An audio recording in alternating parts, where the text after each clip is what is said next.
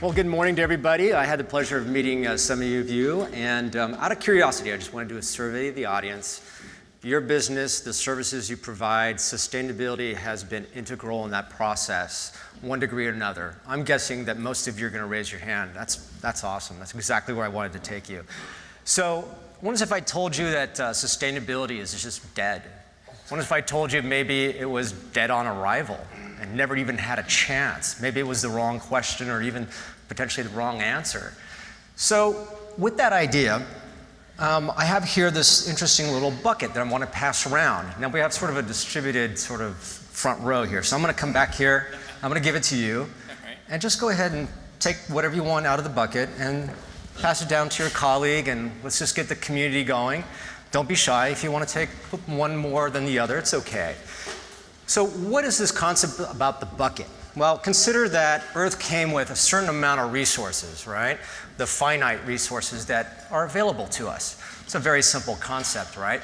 Earth is not creating any more new resources. And over the last 200,000 years, that's when we started to come into the picture, you know, humans, bipeds, those kind of funny looking creatures. We started to pluck out of that bucket little by little. And slowly, you know, the resources started to diminish, which makes complete sense because they're not somehow coming back into existence. So, and there's nothing wrong with that, because we've achieved amazing things, right? We're a culture that just loves to thrive and innovate. We want to create things. We want to do things that are just up and beyond one generation after another. It makes complete sense. Chicago skyline, I mean, that's a beautiful example of accomplishment, no matter how you look at it, especially from an AEC industry of your kind. You know, industrial revolution, the car, the plane, all these wonderful things. I mean, going to the moon, I mean, how amazing is that? Takes resources out of the bucket, right? I mean, launching a Tesla into space, I don't know, you know, questionable. This year, we spent or extracted 2.5 times more finite resources than we did 50 years ago. That's how much more we keep pulling out generation after generation. Keep that in mind as we move along. So now, let's just say this bucket, wherever it may be, where is the bucket, by the way? All right, keep passing it. It's half empty, right? And we start talking about this concept of sustainability. It's nothing new to us. And the concept was really simple. Conserve, sustain, allow future generations to use as much of the resources as you, knowing that we're constantly looking at ways to conserve those finite resources. But there's a little flaw in the equation. We keep growing. We keep wanting to achieve. We want to build bigger. We want to go places. We want to go to the moon. We want to go to Mars. We want to go beyond. So you started with this full bucket. And as you go along, more and more resources are being extracted. We're doing bigger and greater things, all of which I contribute to as well. And here we have population. It continues to grow. So you're compounding it, right? 7 billion in 2012, 9.7 billion expected in 2050. That's a 37% increase in population. Chicago alone is going to increase in or about the same amount by a couple million people. Wow, right? Takes resources to make that happen.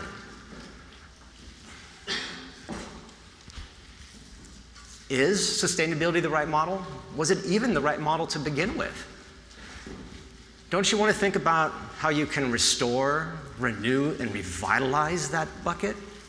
I mean, if we had started that dialogue 50 years ago, where would we be today in the AEC industry? Would we be producers of water, producers of energy? Would we be going into the positive realm instead of this zero realm? Should we be thinking about surplus rather than a deficit? I know my bank account, I prefer to look at it in terms of surplus, not a deficit. I mean, if that's how we want to roll, we got a problem. But we want to think deficit. I mean, we want to think surplus, not deficit, right? But the deficit is where we're going, and it's what we constantly do. Think regenerative. There's one thing that you leave here today with all the innovations and all the other speakers you're going to hear about. think regenerative, right? That's where you really want to go. That's what you want to experience. This isn't something that I created. It's not new. One of my someone that I looked up to, someone that I studied under was John Tillman Lyle. He founded the Lyle Center for Regenerative Studies. Even his concepts of regeneration had everything to do with ecology. And he, as a landscape architect, started to bridge ecology into architecture. And he took that vision a step further. He built a campus based on these principles of regenerative design. He himself even said, it's a distant world away.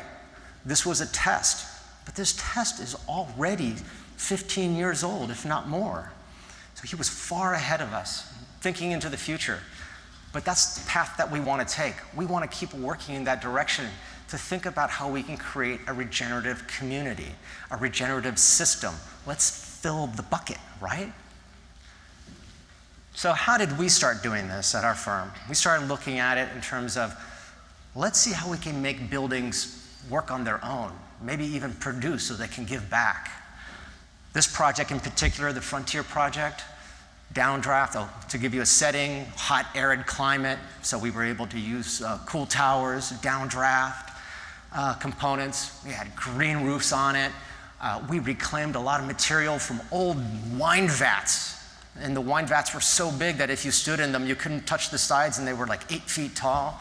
The wine vats then became part of the solar shading, complete material reuse.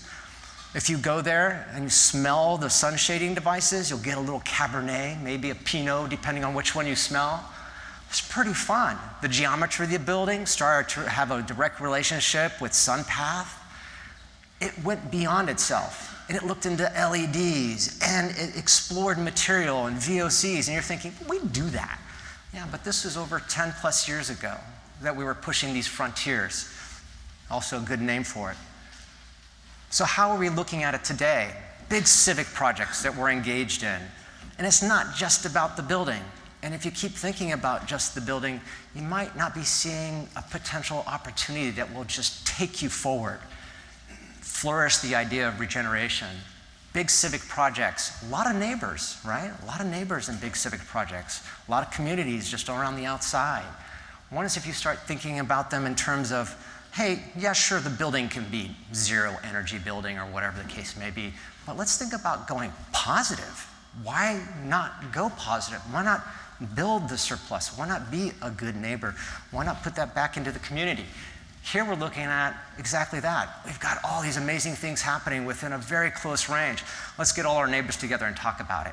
In this case, looking at smart water use, I mean, millions and millions of gallons a week, yearly, being used. Well, let's get it back into the system. Let's reuse it. What does one client have that the other one doesn't? Is it real estate? Can we do water treatment? If we have too much, can we put it back into the system? Who else needs it? Let's create those micro districts, right? Air pollution, I love this one. Technology, I don't know if anybody will be talking about it today, but there are strategies that can look at air pollution. LA being sort of, good, better than it was before, but yet a city that still struggles with air pollution. So why not find ways that the building, the landscape, can begin to sequester that? Let's start thinking positive. Solar energy, we've all been there. Net zero, great. You know what? Just keep going. Just go into the positive realm. Don't worry about the utility companies. Don't worry about the shackles they put on you. Here's the reality. Utility companies in the next 5 to 10 years, they'll cease to exist the way they operate today. They have to. It's a plain simple fact. What we're doing with renewable energies on site, it's going to take the whole electric grid in a completely different pattern. Micro districts, eco districts, you name it. It's going to empower those regions. That's what we need to aim for. Now it's not just about powering the building, it's about powering the neighbor. How did all this start? Within our firm, we had a culture shift. It wasn't about the silo anymore. It was about tapping and leveraging all of the amazing intellectual and human capital that our firm had to offer. It took positions and distributed them across the entire firm. It empowered everybody to do what I'm doing. Today, a colleague of mine was supposed to be here with me presenting, and she was unable to join because she's pregnant. She was going to give birth or something like that. Higher priorities, I guess. But the point being is that we wanted to show this concept of a distributed leadership. And it was very important to how we changed our firm's culture internally. We wanted to build trust, and we focused on that trust. And we added another component. The component of reaching out to that community isn't always clear. It sometimes gets muted by budgets and utilization rates and all those fancy things that happens in profitability, equations. So the firm established Designing Futures Foundation, a nonprofit that allowed basically the company to have an extension of itself through its nonprofit enterprise to help leverage the human capital and the financial capital back into the communities we serve. I have 3 amazing stories to tell you, so many more that come along with it. Working through the water boards, anybody from California probably knows that we've had just extensive droughts. Personally, we still are in one. But working through the state board, we were able to leverage $2 million of grant money. We went back to our clients and we infused that $2 million into turning our campuses into basically these harvesting water sites that looked at basically recharging the aquifers they sat on, okay? Because that's a big, important thing. Yeah, so you can retain water for a little bit and you discharge. No, just retain it and let's put it right back into those aquifers. Let's work at recharging these magical things that are hidden, but yet so integral into how we develop our world. And by doing that, it was nothing scripted about it. It became incredibly organic. Then we had all these nonprofits approaching us. How can we get involved? How do we continue to revitalize this community? And we had all these amazing participants coming into the equation, wanting to contribute whatever service they offered. California Conservation Corps, awesome group, looking to basically educate youth in very specific fields. And here they were being taught how to install a rain garden or a bioswale and how to build it and what were the different layers. There's not a lot of trades out there that know this. Inland Empire Waterkeeper, heavily involved because they wanted to make sure that we were utilizing that grant to really recharge. And Creek, oh my gosh, these guys are amazing. They teach teachers how to teach students. And by the way, this is an elementary school, and they love it. Zero South, oh my gosh, okay, any motorheads in the audience, it's okay, don't be shy. I own a 67 Mustang, sorry, and I'm talking about sustainability. I love big gadgets, okay? These guys, Zero South, developed polar traverse vehicles, the first hybrid polar traverse vehicles that are going to traverse the Antarctic and help researchers. And for us, it was an opportunity to understand how do we minimize impact in such a sensitive area. They've already started it, but then they came back and they said, you know what, we've got like 15 or so crew people, we're gonna put them in an airstream, call it a snowstream, and we're gonna just tow that thing along. There's a lot going on. We talk about resiliency, about recovering from shock. The shock is every hour. You're at -40, coming back up to 0, going back down to -40. Talk about resiliency. You need to think it out, right? How fun is that? And that too, very organic. All of a sudden, next thing you know, they were leading the Science for March for Science in LA. This big vehicle just trucking down, downtown LA. How fun was that? And the guy who led it, an astronaut of all things. His tagline was, "Oh, I just got back to Earth." How many people can say that? But very organic. It was just so much fun. And again, regenerative is not always about the building, right? Go beyond the envelope. Look about everything about the community. My colleague would have spoken about this in depth and such a passionate story. We looked at elementary school students and we developed an entire curriculum to teach them about water and waste and how they, as who will be coming behind us in a few years, will be leading the world. How can they empower the community that they will serve? Again, triggering so many opportunities throughout their community. I'll leave you with this thought. And by the way, where's my bucket? You're holding it upside down. It's empty. Did it empty with you? Okay, so you're actually the start of extinction. Sorry to put that on you. But that's the point, right? So when you think about everything that happens today and you go back to your office and you sit down with your project teams, whatever it is that you do, ask them, how do we fill the bucket, right?